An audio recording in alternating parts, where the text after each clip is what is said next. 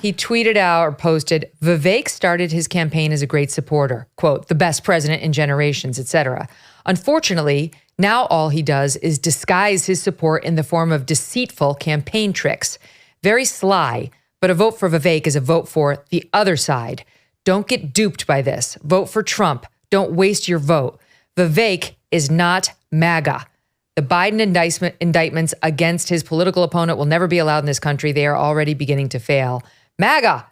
And his team went after Vivek in even more stark terms, calling him a fake and a phony. And they had seen at least this picture of Vivek standing with some, 8 young guys. They look like in their late teens, maybe early 20s up to 30s.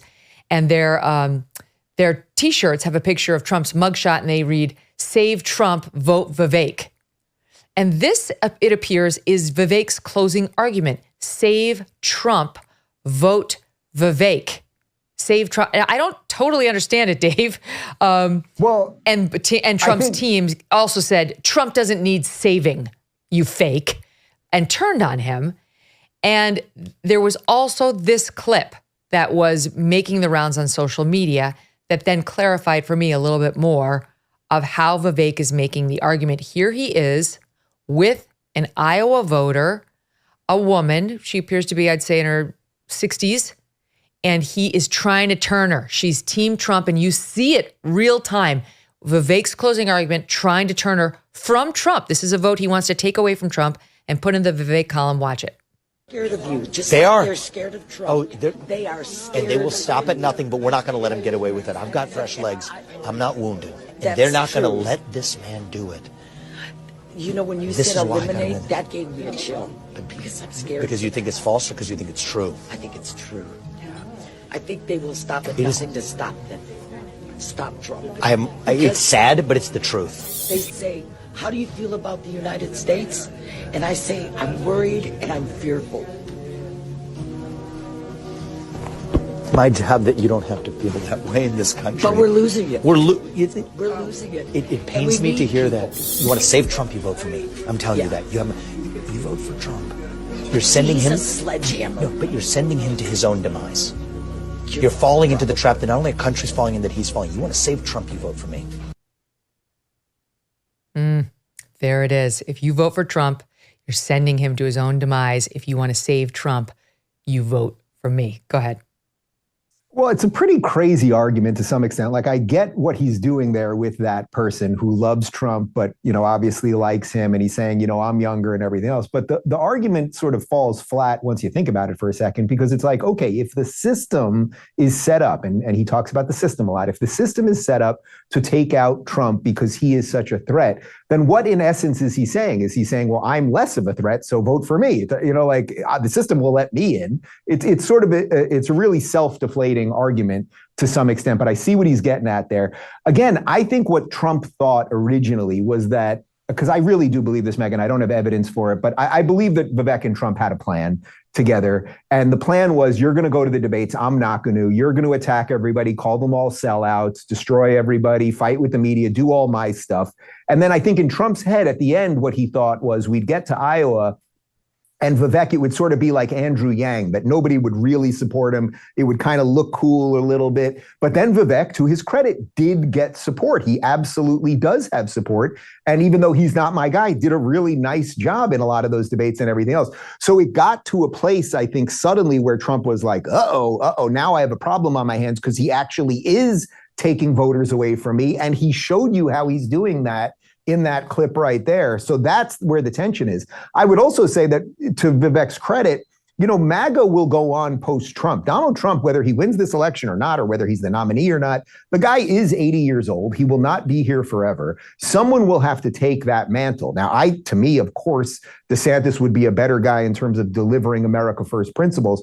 But I think what Vivek is seeing, what Candace Owens, who, by the way, Candace went all in on Vivek and Trump has said nothing, which also shows you there's a little fear in Trump's space right now. But I think Vivek, Candace, and say a Tucker are all planning on America First post-Trump. And that's really what this is about more than anything else. Okay, so that would make some sense. I have some thoughts on that clip, first of all. To me, Vivek is good at making the person feel, any person feel like he feels their pain.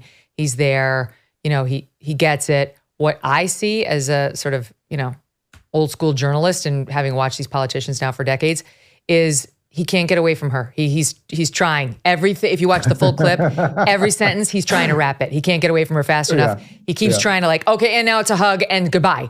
And that's why I need you to vote for me. Goodbye. And I get it. He's got a lot of people to talk to. But I mean, to me, it just underscores how insincere politicians are. It's not just Vivek. The politicians are insincere. I don't believe any of them when they try to pull you aside and look into your eyes and feel your pain. They're trying to work you for your vote. That's it. That lady seems very savvy, by the way. She seems to get it. She's like, I'm with Trump. I don't know. And then, he actually manages the fake cry. In no world do I believe that was an actual cry. Vivek's hugging her and then he's crying. He's crying. He's not crying. That's why I don't like politicians. I don't even like people who are regular people who become politicians. When they become politicians, I turn on them. I just feel like they all wind up playing this disgusting game. And I guess I'm talking out of both sides of my mouth because one of my complaints about DeSantis is he doesn't play it very well. Right? Well, that's what I was just going to ask you about that because he doesn't play it well. I mean, it's funny because I've been with him and seen him be loose and seen him had whiskey and smoke a cigar and joke around and all those things. But it's obviously not his strength. And we do live in a time of social media and everyone wants you to own everybody, whatever. But it is kind of funny because I agree with you. And I think one of the things that I learned in this cycle was that, I've become friendly with a lot of these people. I'm not patting myself on the back. Nikki has been to my house for dinner. I don't like sort of knowing these people and then having to criticize them and all that. And I think going forward after this, I am going to separate myself from that a little bit more because if anyone does what we do, you want to be as impartial as possible. I don't hide what my biases are, but when you just like people personally and then you see their faults publicly, it can make it a little bit complex. Yeah, and we talked about this last time. This is why I don't go to dinner with Nikki Haley. I knew Vivek personally before his campaign, and that was one thing, and spoke with him privately a number of times before his campaign, but never since. It's just not my thing. I have to put it, they all go at arm's length once they run for office. It's too important to me to be able to maintain some semblance of objectivity. And my audience has given me feedback that they don't think I like Vivek. And it's not that I don't like Vivek. It's that I'm happy to hit Vivek when he does something I think is problematic. And I'm happy to compliment him, in the opposite. And the same is true of Trump.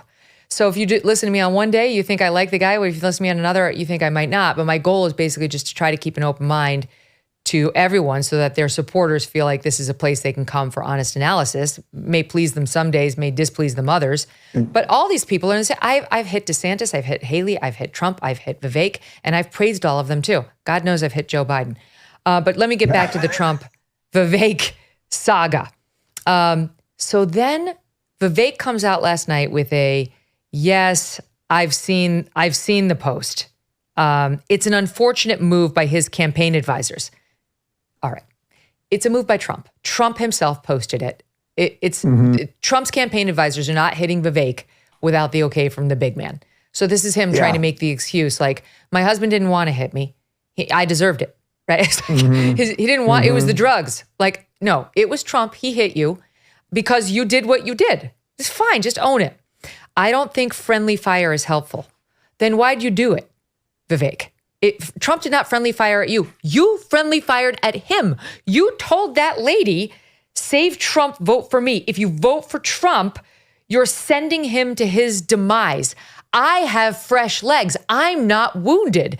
That's you firing at Trump. You're lucky he didn't respond with a bigger bazooka.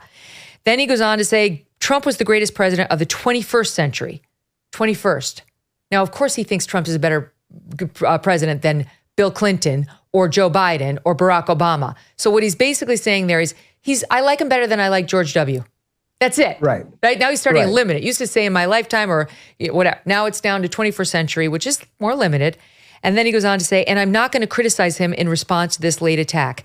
Right. You're doing it behind closed doors to the face of Iowa voters, saying he's wounded and he can't do it. They'll destroy him. And you're seriously worried about him that people need to vote for you because you're the one who can get the ball across the finish line.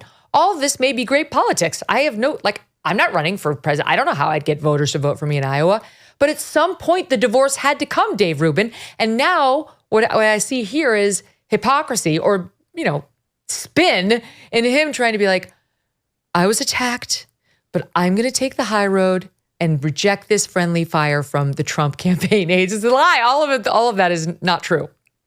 Right. Well, a ton of people online are calling him out for it because it's like, wait a minute. If you really think what you said to that woman is true, that you're the one guy who can save Trump from the system and save him from himself, then when he attacks you, you have to attack back now. The freaking caucus is tonight. This would be your chance to be like, MAGA, get on board. I'm younger. I have energy. The system will let me in. The argument is so obvious if you want to make the argument. But if you're not really running for president this time around and you're running to figure out who takes MAGA after Trump, then you would play with soft gloves, right? You take a hit and then not even really attack back. And that's why I think he lost a lot of cred today. By the way, there's something else interesting brewing online right now, which is that a lot of the MAGA influencers, they've really been very pro Vivek because he was basically a Trump surrogate this whole time. As DeSantis said yesterday in Iowa, he's like, I've never seen a candidate who really is running for another candidate before. I've never seen that either in my life.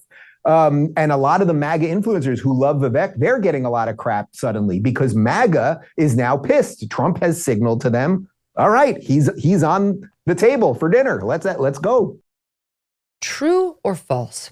Using your tax refund to pay off credit card debt is smart.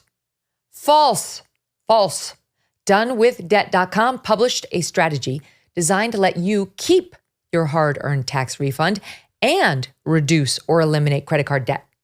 Most Americans owe thousands in credit card debt that will take years to pay off, if at all. Done with Debt found that filing bankruptcy is usually not the answer, and taking out loans to pay off credit cards can increase debt. When you engage Done with Debt, their legal experts and skilled negotiators take on the credit card companies for you. Their winning strategies are designed with one goal: solve your debt situation quickly and permanently. First things first, chat with a Done with Debt strategist and explore your solutions. Some debt fighting strategies are time sensitive, so you are going to need to move quickly. For a free consultation, visit donewithdebt.com. That's donewithdebt.com.